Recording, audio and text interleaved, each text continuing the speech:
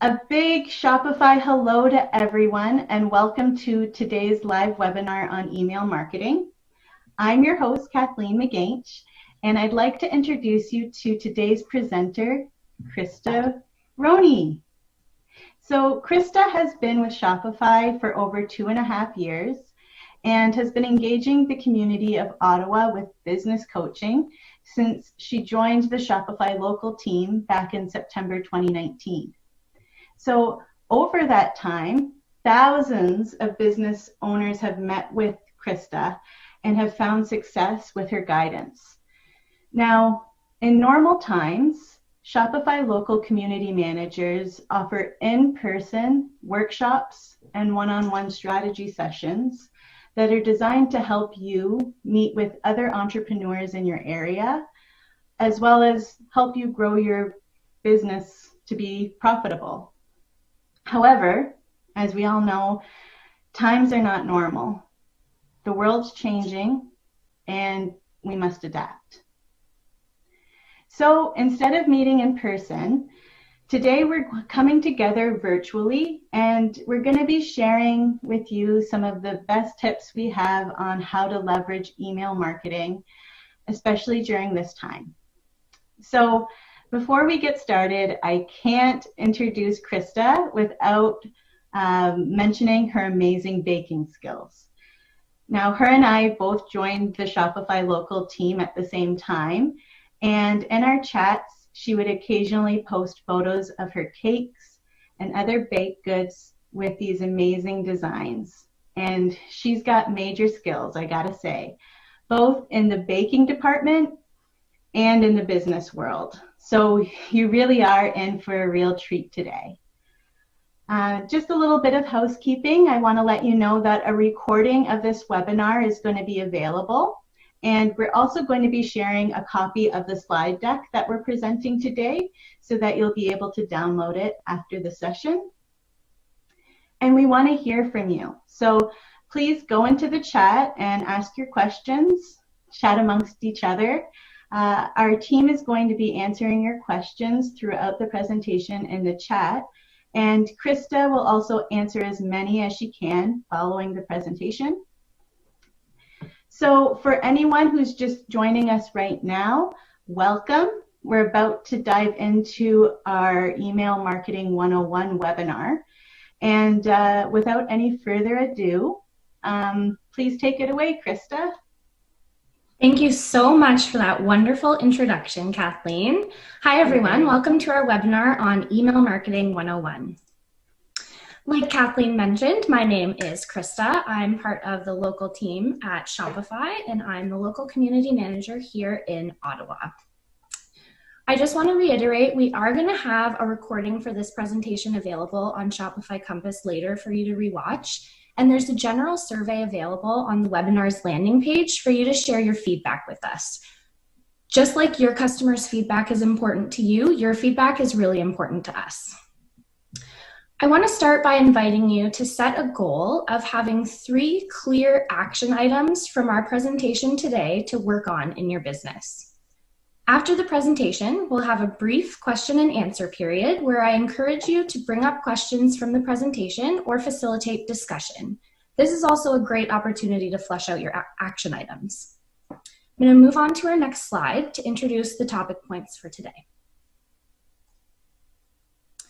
Here's what you can expect us to cover, as well as the discussion order. I just want to call out that a few of these sections have subsections. So for example, you can expect us to discuss quite a few different email marketing strategies and ways to engage them. The first thing we're going to do is set the stage for why email marketing is so important. The first thing I'm going to ask you for today is your buy-in. Email marketing is statistically the highest converting channel. Again, the highest converting channel. We can see from our most recent public platform data in 2018 that emails drove the highest conversions at 4.38%. Other sources have fluctuated over the years. For example, direct has surged to second place from 2.93%, but email consistently remains at the top which is why we're going to stress the importance of email marketing today. A concept I want to introduce to you that you should keep in mind is permission marketing. The ultimate goal of every email you send should be to add value to the recipient. Legendary marketer Seth Godin talks about email as permission-based marketing. Subscribers give you permission to email them, and you reward that permission by being personal, relevant, and anticipated. That is what delivers value. When you add value, you get value, ultimately in the form of revenue. There are three main types of emails that we're going to cover next: transactional, broadcast, and triggered emails. Transactional emails are triggered by events like a new order being placed or an order being fulfilled. Shopify sends these to one specific customer at a time, and they contain critical information that your customer needs about their order. Some examples of transactional emails are your order and shipping confirmation emails. They also include warranty information, ongoing subscription updates, or changes to terms. You can edit the appearance of these email notifications in the settings section of your Shopify admin. Broadcast emails are sent to your entire list of subscribers or a segment of your email list. For example, VIP clients who are your best customers. You should use broadcast emails to nurture subscribers into customers and customers into loyal customers. Examples of broadcast emails include a weekly or monthly newsletter update, a promotion, or a survey. The last type of email is the most powerful. These are called triggered or lifestyle emails because they're triggered off user behavior. An example is the abandoned cart sequence. The user abandons his or her cart, and that triggers an email sequence. Another example would be a post-purchase product review request sent a few weeks after the customer has received their product. Lifecycle emails are almost always personal and relevant. They target only a small segment of your subscribers with relevant messaging, and as such, will ultimately generate the highest revenue per subscriber. Abandoned checkouts are automated, but something like a product review would be via the email service provider of your choice. If someone has purchased a product from you, they're expecting to get transactional emails to reassure them, from order confirmation to shipping details to order delivery to updates on terms. You're adding value to the customer relationship by providing them these important pieces of information. If someone has opted into your email subscription, they're expecting to hear from you. They're hoping to hear about promotions, receive discounts, or get more information about your brand. You can honor this exchange by giving them exactly that, a direct exchange of their valuable contact email for valuable information from you. Ensure that you're making your triggered emails as relevant and personal as possible. Actually personalize them, so the customer knows you're providing them with information that directly relates to them, thereby giving them insight they wouldn't have otherwise received. We'll revisit the concept of adding value to get value again when we discuss our practices for best email strategies. Next, we're going to move on to tips for choosing an email service provider to suit your business needs. An email service provider, or ESP, is a company that gives you the ability to send emails to subscribers. More advanced ESPs also incorporate analytics to track email success and integrate tightly with Shopify. Shopify provides a specific section for email marketing in their App Store, which you can find under the marketing category, subsection email marketing. We currently have 183 app options in our App Store. Our next slide will discuss some helpful points for you to consider when making your decision. You'll want to consider these points and offerings when making your decision. Cost. A lot of apps have a free standard plan, and as your contact or send size increases, expect to pay for services, especially for enterprise. Email templates you can customize. Audience segmentation to send targeted emails based on customer profiles. Automation, similar to segmentation, you should consider how much of this process can be automated and plug into other apps in your tech stack. Anytime you free up time through automation, this allows you to invest that back into other areas of your business. Opt-in forms can be embedded into your Shopify store, and detailed analytics will measure your email marketing campaigns. Whether you have an email service provider or you're in the market for a new one, we're going to quickly touch on one of the newest products coming to Shopify. Currently available in early access and launching soon to all Shopify merchants, we're excited to give you a sneak peek at Shopify's own email solution. You'll be able to create, run, and track email campaigns directly within your Shopify admin. You can create emails from start to finish. You can use pre-existing templates to promote products, events, or collections. Your logo, product images, product descriptions, prices, and even links to buy are directly pulled from your store, making it so easy to create beautifully branded email campaigns. You'll also be able to segment your subscribers, and all analytics and insights will conveniently roll up into your Shopify admin under the marketing section. As part of your email opt-in feature, it's important to take the time to learn the legalities around sending email. This can be a very confusing subject, especially since these guidelines can differ per country. We're going to touch on a few main ones to be aware of. CAN spam in the US, GDPR in Europe, CASL in Canada, and the Spam Act 2003 in Australia. These are essentially the rules and regulations that govern how to email, and it's hugely important to comply with these regulations to avoid some serious lawsuits. In the next slide, I'll share some of the general best practices for sending legislation-compliant emails. Please note that this is not official legal advice, and if you have any specific questions about sending emails legally, it's best to consult a lawyer who specializes in this area. Here are some best practices you can use. The first one is identify the message as an ad if it is one.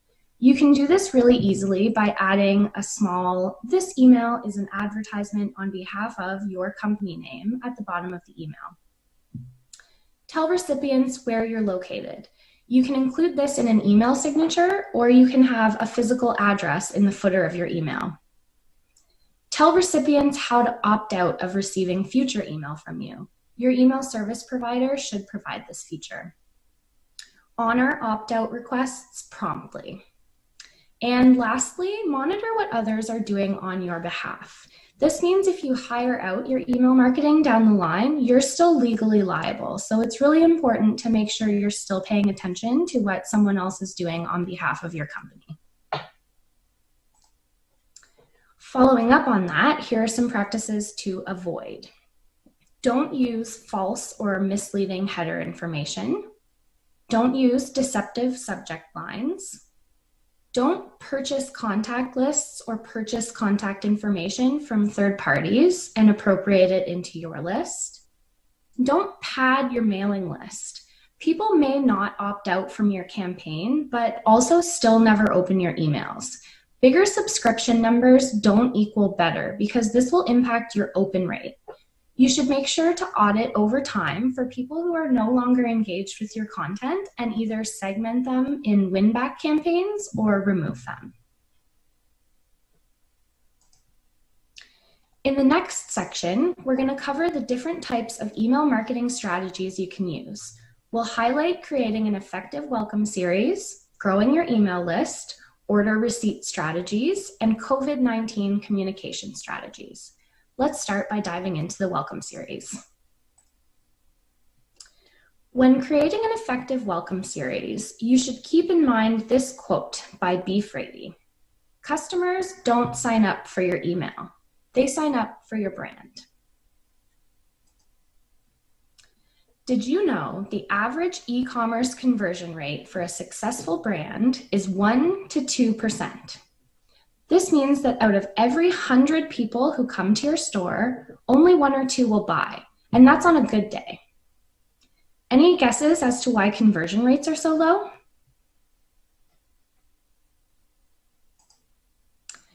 Lack of trust. The average e-commerce conversion rate is low due to lack of trust. You need to build this with your customers. A welcome email is either a single email or a series of automated emails you send to a potential customer when he or she signs up for your email list. It allows you to introduce your brand and your product to new subscribers who don't know you yet, and also allows you to build trust and educate your potential customers. Done right, your welcome series can help increase your baseline conversion rate. Calling back to our earlier slides, this welcome email is the first opportunity to add value for your customer and to your relationship. Let's dive into some best practices. The first one is thank the person for subscribing. This person made a choice to give you his or her email address at a time where we have very crowded inboxes. So thank them for signing up. Set transparent expectations. Let them know how often they can expect to hear from you. I recommend once a week or bi-weekly as a good cadence for communication. You also want to set clear expectations on what kind of content they're going to receive from you. Personalize your message. Remember Godin's description of great email. It should be personal, relevant, and anticipated. You can personalize your emails either in the subject line or in the main body of the email. Send your welcome email automatically. When someone subscribes, they'll immediately get an email. You can set up automations with any email service provider that integrates with Shopify. Have a clear call to action for every email you send. What do you want your subscriber to do? Access a coupon code that's available for a limited time? Read your About Us page? Send you an email response? People need to be told what to do. Be clear with exactly what you want the potential customer to do after he or she receives that email from you. A note on coupon codes. The decision to include a coupon needs to be carefully considered. It can set an expectation with your customers that you're a discount-oriented brand, prompting them to wait for coupons before buying. However, on the flip side, it's also a great way to establish trust and increase conversions. Last but not least, test your welcome emails. Before setting up your email publicly, be sure you test the content to make sure your links work, and also remember to test your content on mobile. Nowadays, nearly half of emails being read are seen on mobile, so you want to make sure your emails are mobile optimized. This is a really great example of a welcome email from National Dry Goods. They're hitting all the best practices in one email. They thank the recipient for signing up. They set clear expectations. The email is highly personalized, and there's a clear call to action to use a 10% off discount code. Most importantly, they're establishing trust. Remember, a welcome series is not a transactional email and will contain more information. Yours can be longer or shorter. And we'll share a couple of resources with examples for you to take a look at. What content should you include in a welcome series? If you're just starting out, a coupon is easy, like thanks for subscribing, save 10% on your first purchase if you buy this week. It's quick, easy, and effective. If you're building out a complete series, don't go right for the hard sell. Instead, build up trust. Use your emails to highlight testimonials from happy customers, show your product in action in a video, introduce yourself as the founder, and tell your story. Let's jump into the principles of good email design. The first one is simplify your offer. In each email you send out, get clear on what action you want your customer to take before you start designing. This will help you reverse engineer the process of figuring out what to say. Designing with a single call to action in mind is optimal. Next is show readers the way. Create a clear visual hierarchy with the most important image or copy at the beginning in the biggest font. Use headings, subheadings, and bold text to make emails easy to scan and know what's next. Always lead with your best content and allocate real estate for secondary offers lower in the email. This is a great example from Thrive Market. The first thing they want recipients to see is the offer. If they subscribe for a membership, they get a month free and 15% off.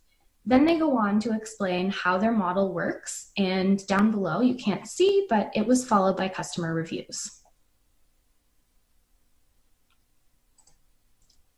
Also important to optimize your call to action button.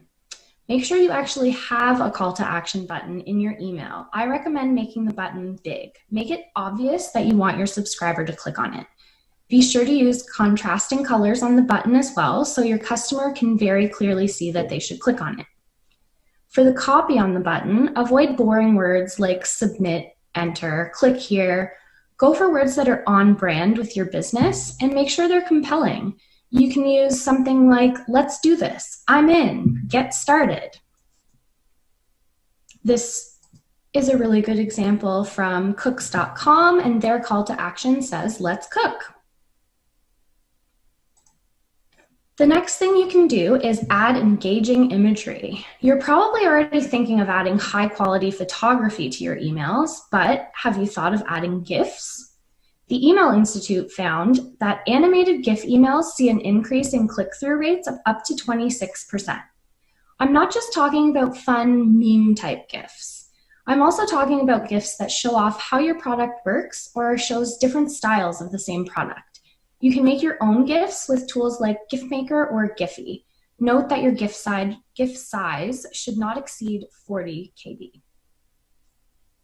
And here's a great little example from Allbirds. How cute is that little guy? Last but not least, it's important to design for mobile first. In the last 4 years, smartphone usage has increased by almost 400%. This means your potential customers will likely be reading your email while they're on the bus, on the train, on the subway, waiting in line. Make sure you use a mobile-friendly layout and a short subject line. And don't forget to test the email by sending it to yourself and checking it out on your smartphone. Now that we've covered the basics of good email design and content, let's talk about how we can grow your email list. Marketers have tested pop-ups extensively, and when done right, they can 10x the opt-in rate of new subscribers. So let's focus on making pop-ups better and more palatable. I recommend you try out an exit intent pop-up. This is a pop-up that's displayed when the user is starting to show signs they might leave your store. Why only show a pop-up then and not immediately when someone arrives on your site? Because the last thing you want to do is interfere with somebody who comes to your site, credit card in hand, ready to buy something. You want to allow that person to buy his or her product at full price. Only once a potential buyer deviates from that process should you interrupt him or her with a pop-up message. In terms of what to include in your exit intent pop-up, make sure your marketing copy is short, spurs action, and is on brand for you. Attract attention by showcasing your product or sharing a fun on-brand image. Include a clear and concise call to action. Don't forget your lead magnet. You want to show the user what value they'll get by providing their email address. This could be an incentive, a promotion, or simply a good reason why they should subscribe to your newsletter. That offer should be featured on the pop-up. This is a really great example from Lisa Mattress. You can find several options for pop-up apps in the Shopify App Store under Marketing, Email Marketing category. Let's think about your potential customer's journey to your store. They found your website, which means your top funnel marketing is working. They took the time to look around, found a product they were interested in, and put the product in their cart. Then they left without making the purchase. Frustrating, right? This is known as cart abandonment, and it happens for a few reasons. The customer could be presented with unexpected costs like shipping or taxes that come as a surprise. The customer could have been just browsing in the first place. They had a few tabs open and they found a better price somewhere else. The process was taking too long. They got distracted, or they were on mobile and they wanted to buy the item later on desktop. This happens a lot. So what can you do to fix all this? Companies can typically recover between 5 and 11% of otherwise abandoned sales. Shopify's admin offers a variety of time increments for sending an abandoned cart email, with 1 hour being the quickest option from the cart being abandoned. We'll touch more on why urgency is important in the next slide. The strategy we're going to focus on is a simple abandoned cart strategy. When done well, you can win some of your customers back. If you're just starting out, we recommend sending one abandoned cart email as soon as you can after the cart was abandoned. The more recent your email, the higher the likelihood you'll re-engage that potential customer. The key here will be to create a sense of urgency, ideally without nagging your potential customer. Make sure your subject line is catchy, remind the potential customer about the value of the product, and include an image of the product. You can also consider incentivizing the customer to buy now by offering a discount code or free shipping. The open rate for an order receipt is 70 to 90%, compared to the average 20% for a regular broadcast email campaign. And yet, most retailers just ignore that receipt and leave the default Shopify one as is. Optimizing this is a big opportunity for you to connect with your customer and offer added value. There are 4 ways you can optimize your order confirmation email. The first is to ask your customer to join your community. Whether or not you connect with customers in a Facebook group or with a hashtag on Instagram, encourage your customer to get plugged into your community and let them know they're a valued member of your community. You can offer a discount code for a future product or free shipping for a future purchase with a limited time frame. This is called a bounce back offer. Encourage the customer to share a referral link with friends or family for a discount on their next purchase. If you have any special promotions coming up for holidays or for their birthday, tell them to mark their calendar for upcoming discounts and promotions. You can edit your order confirmation email in your Shopify admin under settings and notifications. If you need a hand with this, you can contact our support team 24/7. In this next portion, we're going to cover some best practices for communicating with your customers during COVID-19. We're going to cover some tried and true best practice marketing techniques that you can use during this time. If your business has been highly impacted and had to alter its normal workflow, like closing brick and mortar locations, experiencing supply chain disruptions, or adding additional processes to protect employees and consumers, it's okay to communicate that. A good example of how to communicate that would be letting your engaged subscribers know you're temporarily closing locations until X date for Y reasons, additional methods you're including to protect employees and consumers. Don't forget to mention wage and benefit protection, or adding notes in your transactional emails if you experience delays due to your supply chain, shipping, etc. You can also include this in a page on your website. Ensure you're being empathetic with your tone and your language, and don't use discounts or promotional codes involving COVID-19 or coronavirus. Stay on brand with your communication and be authentic with your voice. People are operating in a higher threshold of fear and stress. It's okay to address this, but avoid getting into topics you wouldn't normally discuss in your email marketing, because that's not why people subscribe to you. Now's really the time to double down on customer satisfaction and service. be sure you're sending a follow-up email after a sale asking the purchaser to rate their product and experience and to leave a review. You can also host this as a section on your website. There are a lot of apps that help you follow up post-purchase. You can find them in our App Store under Sales and Conversions, Creating Social Proof. Remember that you have other marketing channels you can communicate your COVID response through.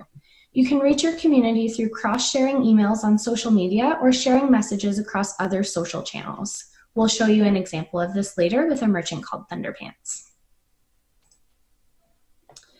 Let's go through our first email and see what makes this a great email while the video is playing. Number one, it has the company header across the top, so I'm immediately reminded of who sent it.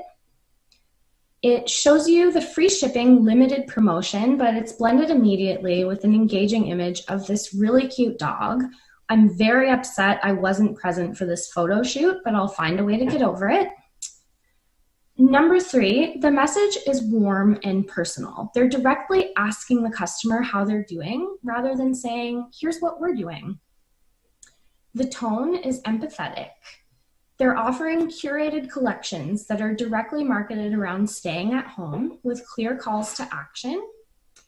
They end on a positive, optimistic note, and overall, the email is visually driven. They're not asking you to read paragraphs, which makes it a lot easier for the reader to digest.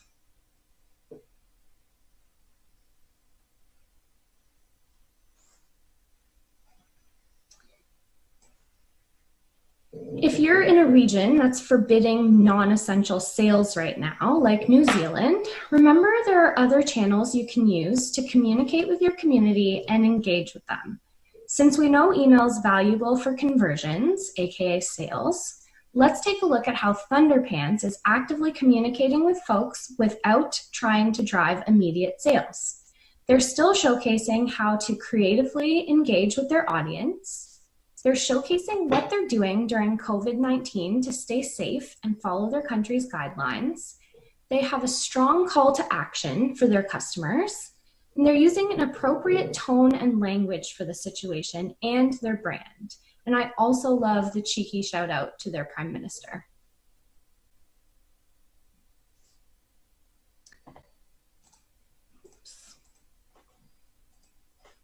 Consider creating a landing page like Allbirds to let your customers know what you're up to right now and how COVID-19 changes are impacting your business, so you can use email to directly communicate with your customers.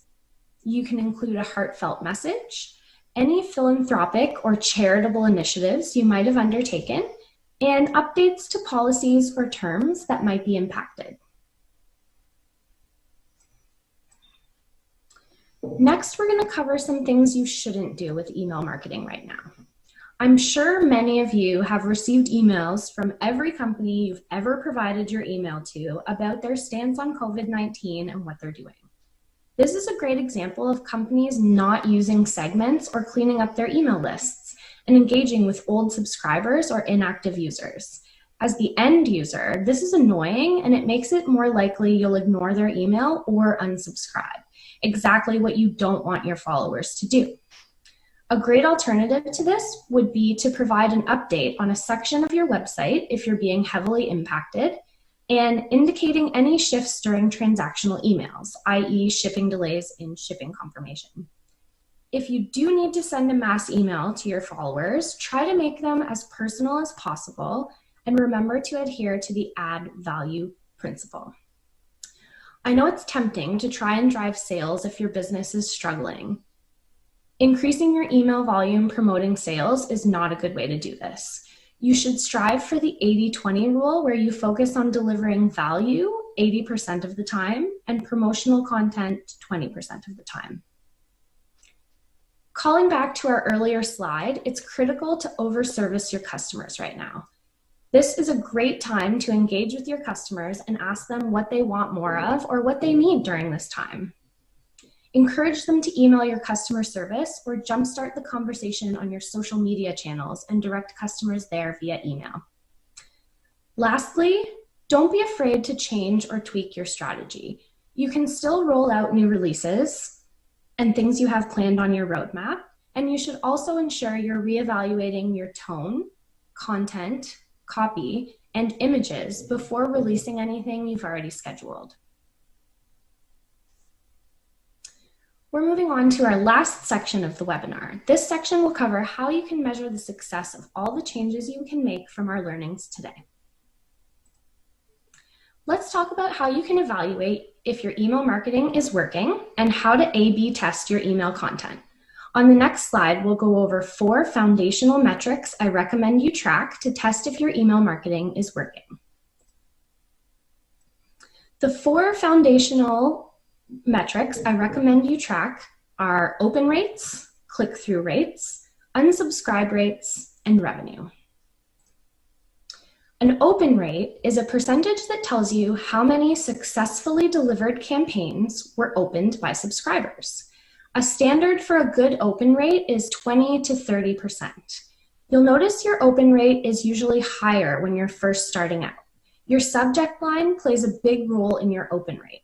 The more compelling your subject line is, the higher the open rate. A click-through rate is a percentage that tells you how many successfully delivered campaigns registered at least 1 click. A standard for click-through rates is generally 2 to 3 times the conversion rate on your Shopify store, maybe 5% or so. Why? Because you have a highly targeted group of people on your list who've opted into your content. Your calls to action and the images in your email play a big role in your click-through rate. Your unsubscribe rate is the number of people who unsubscribed from your email list divided by the number of emails delivered. This metric can help you better understand what campaigns are negatively impacting your email list size, making it easier to optimize future campaigns. And last is revenue. Revenue, of course, is how much money is coming through the door. How much of that comes from your email? If you've set up your welcome series, optimized your Shopify store, and you're growing your list and you're not making sales, you've got an email marketing problem. According to email marketing experts, the most successful brands get about 20% of their total revenue from the email channel. If you're struggling with one or more of these metrics, one way to improve your benchmark is through an approach called A/B testing.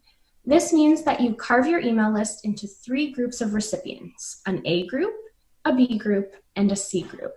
You send the A and B groups slightly different email variations, and then you send the better performing email to the C group. A/B testing has 2 benefits.